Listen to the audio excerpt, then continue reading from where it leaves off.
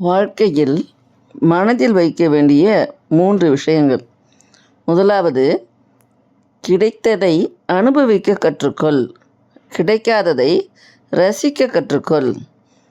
அதாவது எது வந்தாலும் சரிதான், நமக்கு என்ன வாழ்க்கையில் இருக்கோ, அது பணமாக இருந்தாலும் சரிதான், அது படிப்பாக இருந்தாலும் சரிதான், அது வேலையாக இருந்தாலும் சரிதான், நமக்கு என்ன வேலையில் இருக்கோமோ, நம்ம என்ன படிச்சிருக்கோமோ அதை கொண்டு வாழ்க்கையை அனுபவிக்க சொன்னால் ரொம்ப சந்தோஷமாக இருக்கும்.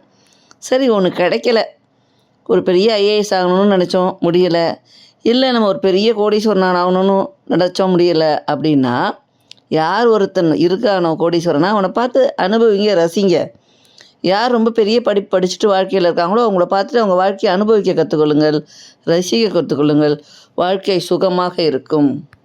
இரண்டாவதாக, அடுத்தவரை போல வாழ வேண்டும் என்பதல்ல வாழ்க்கை, அடுத்தவர் முன் வாழ்ந்து காட்ட வேண்டும் என்பதுதான் வாழ்க்கை.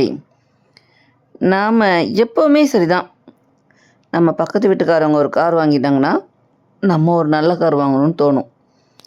நம்ம ஃப்ரெண்டு ஒருத்தவங்க ரொம்ப நல்ல ஒரு போஸ்டிங் போயிட்டாங்கன்னா அவங்கள விட ஒரு நல்ல போஸ்டிங் போகணுன்னு நமக்கு தோணும். அந்த மாதிரி நினைக்கக்கூடாது. அடுத்தவரை பார்த்து அவங்கள மாதிரி வாழணும்னு நினைக்கிறதில்ல வாழ்க்கை. அடுத்தவருக்கு முன்னாடி நம்ம வாழ்ந்து காட்டணும். நம்மை யாரெல்லாம் கேலி பேசினாங்களோ, யாரெல்லாம் இவங்களால் ஒன்றும் முடியாதுன்னு நினச்சாங்களோ அவங்க முன்னாடி எவ்வளவு நம்ம வளர்ந்து பிறருக்கு உதவி செய்கிறோம், இல்லை நம்ம வாழ்க்கையில் உயர்ந்து நிற்கிறோம், நம்ம பிள்ளைகளை நல்லபடியாக வாழ்க்கையில் செட்டில் பண்ணியிருக்கோம் அப்படின்னு பார்க்கும்போது உங்களுடைய வாழ்க்கையை யாரோடையும் கம்பேர் பண்ணாதீங்க. உங்கள் வாழ்க்கையை நீங்கள் வாழுங்க. அடுத்தவர்களுக்கு நீங்கள் முன்மாதிரியாக இருக்கணுமே தவிர அடுத்தவர்களை உங்களுக்கு முன்மாதிரியாக கொள்ளாதீர்கள். மூன்றாவதாக, அவமானமும் அனுபவமும் தான் ஆசான்.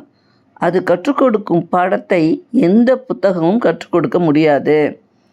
அவமானப்படாமல் யாருடைய வாழ்க்கையிலையும் முன்னேற்றம் இருக்காது. அந்த அவமானங்களை நீங்கள் என்ன பண்ணணுன்னா அனுபவமாக எடுத்துக்கிட்டிங்கன்னா உங்கள் வாழ்க்கைக்கு அது ஒரு படிக்கல்லாக மாறும். இல்லைனா, ஆஹா நமக்கு இப்படி நடந்துருச்சே, நம்மளால் இனிமேல் ஒன்றும் முன்னேற முடியாது அப்படின்னு நீங்கள் தோண்டு போனீங்கன்னா வாழ்க்கையில் தோற்று போயிடுவீங்க. ஒவ்வொரு அவமானமும், ஒவ்வொரு வலியும், ஒவ்வொரு கேலி பேச்சும் உங்களுக்கு ஒரு அனுபவம்.